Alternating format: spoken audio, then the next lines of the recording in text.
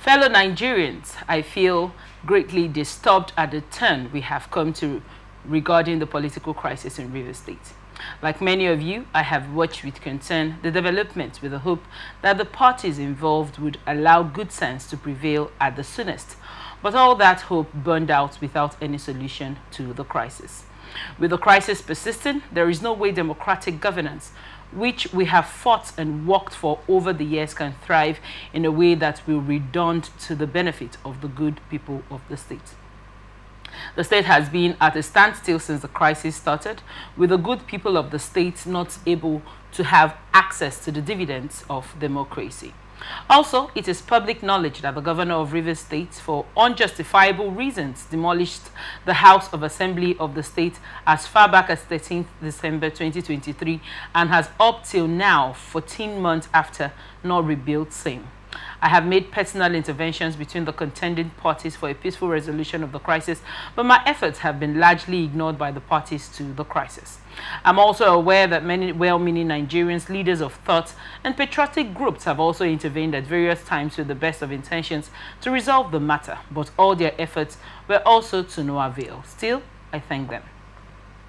On February 28, 2025, the Supreme Court, in a judgment in respect of about 8 consolidated appeals concerning the political crisis in Rivers State based on several grave unconstitutional acts and disregard of rule of law that have been committed by the governor of Rivers State, has shown by the evidence before it pronounced in very clear terms. A government cannot be said to exist without one of the 3 arms that make up the government of the state under the 1999 Constitution as amended. In this case, the head of the executive arm of the government has chosen to collapse the legislature to enable him to govern without the legislature as a despot. As it is, there is no government in Rivers State. The above pronouncement came after a catalogue of judicial findings of constitutional breaches against the governor, Siminalayi Fubara. Going forward in their judgment and having found and held the 27 members of the House who had allegedly defected are still valid members of the Rivers State House of Assembly and cannot be prevented from participating in the proceedings of the House by the 8th respondent, that is, the governor, in cohorts with 4 members. The Supreme Court then made some orders to restore the state to immediate constitutional democracy. These orders include the immediate passing of an appropriation bill by the Rivers State House of Assembly, which up till now has not been facilitated. Some militants had threatened fire and brimstone against their perceived enemy of the governor, who has up till now not disowned them. Apart from that, both the House and the governor have not been able to work together. Both of them do not realize that they are in office to work together for the peace and good governance of the state. The latest security reports made available to me show that between yesterday and today, there have been disturbing events of vandalization of pipelines by some militants without the governor taking any action to curtail them. I have, of course, given stern order to the security agencies to ensure safety of lives of the good people of Rivers State and the oil pipelines. With all these and many more, no good and responsible president will stand by and allow the grave situation to continue without taking remedial steps prescribed by the Constitution to address the situation in the state, which no doubt requires extraordinary measures to restore good governance, peace, order, and security. In the circumstance, having soberly reflected on and evaluated the political situation in Rivers State, and the governor and deputy governor of Rivers State haven't failed to make a request to me as president to issue this proclamation as required by section 305 of the 1999 Constitution as amended, it has become inevitably compelling for me to invoke the provision of section 305 of the Constitution of the Federal Republic of Nigeria 1999 as amended to declare a state of emergency in Rivers State with effect from today, 18th March 2025, and so do. By this declaration, the governor of Rivers State, Mr. Siminalayi Fubara, his deputy, Mrs. Ngozi Odu, and all elected members of the Rivers State House of Assembly are hereby suspended for an initial period of 6 months. In the meantime, I hereby nominate Vice Admiral Iboket Ibas, retired as administrator, to take charge of the affairs of the state in the interest of the good people of Rivers State. For the avoidance of doubt, this declaration does not affect the judicial arm of Rivers State, which shall continue to function in accordance with their constitutional mandate. The administrator will not make any new laws. He will, however, be free to formulate regulations as may be found necessary to do his job, but such regulation will need to be considered and approved by the Federal Executive Council and promulgated by the President for the state. This declaration has been published in the Federal Gazette, a copy of which has been forwarded to the National Assembly in accordance with the Constitution. It is my fervent hope that this inevitable intervention will help to restore peace and order in Rivers State by awakening all the contenders to the constitutional imperatives binding on all political players in Rivers State in particular and Nigeria as a whole. Long live a united, peaceful, secure and democratic Rivers State in particular and the Federal Republic of Nigeria as a whole. This was the press report by the President yesterday before a state of emergency was declared in Rivers State, and an administrator, Ibas taking over. What are your thoughts on this report? Thank you very much. We'll start by looking at the provisions of the law. Okay. Section 1 of the 1999 Constitution talks about the supremacy of the Constitution, and it says that this Constitution is supreme and is binding on all authorities and persons. Okay. That is to say, including the leaders and the led. Okay. Everybody are subject to the provisions of the 1999 Constitution. Nobody, no matter how highly placed, it's above the law. The president is within the law to declare a state of emergency in the interest of public order and safety and peace and security. The president has the right under Section 305 of the 1999 Constitution to declare state of emergency, but the president does not have the powers under that same section of the Constitution that allows him to declare state of emergency to suspend an elected sitting governor and also suspend an elected members of the House of Assembly. He does not possess that powers under Section 305 of the 1999 Constitution as amended. Okay? So, also some have argued Section 11, which authorizes the National Assembly to make laws in the interest of public safety and order. Okay? The National Assembly in that regard can also do same. The law in Section 11 of the Constitution, subsection 4, went ahead to say that the National Assembly can take over the function of a House of Assembly in the event where it is obvious that the Assembly cannot sit. The National Assembly can legislate on behalf of that particular state in question. But perusing all these sections of the law, the onus is on the president in this regard.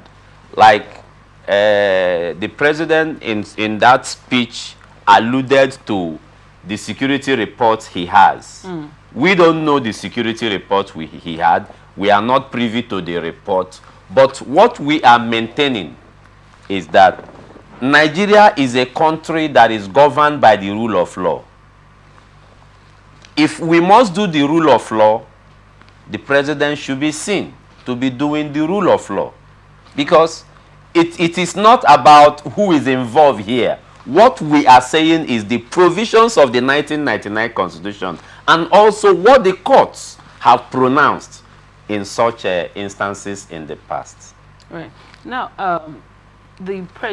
from the press report, you see that the president did say, you mentioned the National House of Assembly being able to discharge the duty of the House of Assembly in case they are not capable of, carrying that act out.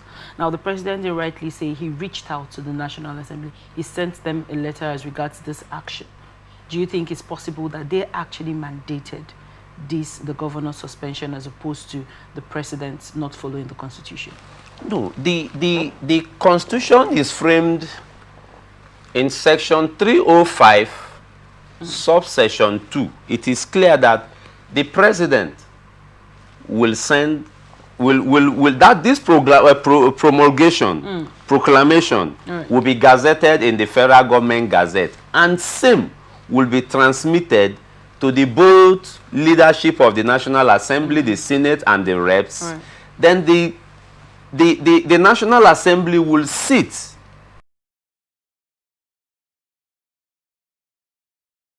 in the state of emergency or not. Okay. But I want to be very particular here that I don't think and I don't believe that we have a National Assembly which can look at Mr. President and say, Mr. President,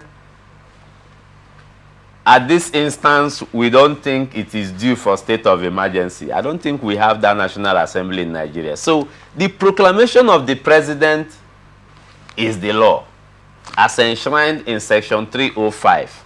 But we want to reiterate again, for the interest of our listening viewers, that the president does not possess the powers to suspend an elected government in a state. Let us look at the case of AG, Plateau State, against Guni. In 2007, 16 Nigerian Weekly Law Report, part 1005, particularly in page 1. The Court of Appeal in that judgment said yes, that the president possessed the powers to declare a state of emergency, but the president does not have the powers to suspend or remove an elected government officials. So the court ordered that, in that judgment, the court ordered that Joshua Dariyebi and the House of Assembly members that President Olusegun Obasanjo removed from seat should be reinstated, and they were reinstated. So in 1963 Constitution, it is very clear that the president possesses such powers to suspend or remove a sitting governor. But in the current 1999 Constitution as amended, the president of Nigeria does not possess the powers to suspend a sitting governor and also a House of Assembly that is elected by the people. The governor is elected by the people of Rivers State. The House of Assembly members are elected by constituents. So suspending them, the president is invariably breaching the rights of Rivers people who elected their governor, who elected the House of Assembly. So there is no provision where the Constitution empowers the president to appoint an administrator. Nowhere in section 305. I beg to be challenged in every platform that the Constitution allows the president to suspend an elected governor who was elected same day with him. No, it's unlawful. So what we are trying to do is to call out this infraction so that we can have a proper way of doing things, a proper way of discharging our day-to-day activity. You cannot, be a champion of the rule of law and you don't do the rule of law. We are here in Rivers State. We have been asking the governor to do the rule of law. And we still stand on the governor to do the rule of law. Because without the rule of law, we will have anarchy. So if we are championing here, advocating here that the governor is not doing the rule of law, this is a time for the president to do the rule of law as the father of the nation. Thank you so much. Now, as regards the bombing of pipelines, like the president said, according to the security briefing he has, do you think that is enough to have declared a state of emergency in Rivers State? Like I posited before, the president is within the law. Okay. The president possesses the constitutional powers to declare state of emergency. At what point should a state of emergency be and declared? the reason of state of emergency is simple. In the interest of public order, safety, peace, and security of any part thereof in the country. Okay, the president has the powers to declare state of emergency. The reason for declaring state of emergency is to maintain law and order, restore law and order and peace. Then when everything is calm, he can approach the National Assembly that he wants to vacate the declaration. Okay. Then the governor and the elected officials at that point will continue its constitutionally empowered duties. Okay. But to suspend the governor, suspend the House of Assembly, which is the lawmaking body, oh, it's unlawful, it's unconstitutional, and should in all sense we are calling out the president to review the declaration. We are not saying that he doesn't possess the powers to declare state of emergency in Rivers State. He does. It is his rights. If he thinks any part of Nigeria is under threat, any part of Nigeria is insecure, he can declare state of emergency. In 2013, President Goodluck Ebele Jonathan declared state of emergency in 3 states in Nigeria, Borno, Adamawa, and Yobe, particularly because there were brewing insecurity, terrorism, okay? But in the case of Rivers State, this is a political crisis which the president at some point intervened, but parties didn't, obey the intervention. So that is what led us to where we are today. We know what has happened all this while in Rivers State. The president possesses the power to declare, but he doesn't possess the power to suspend the governor in that declaration and suspend the elected House of Assembly members. The president has just overreached his powers. He has overused his powers. So we are calling on him, because the presidency possesses lots of powers in the Constitution, but we are calling on him in the interest of peace and in the interest of the good people of Rivers State. We want the president to visit the Constitution again and possibly do a proclamation to that effect, because the president we know in 2013, when President Goodluck Jonathan declared state of emergency in these 3 states, the president criticized that move and called Mr. President then out. So we are also calling him out to look at the provisions of the law in discharging his constitutional functions. Thank you so much for your insight on that report.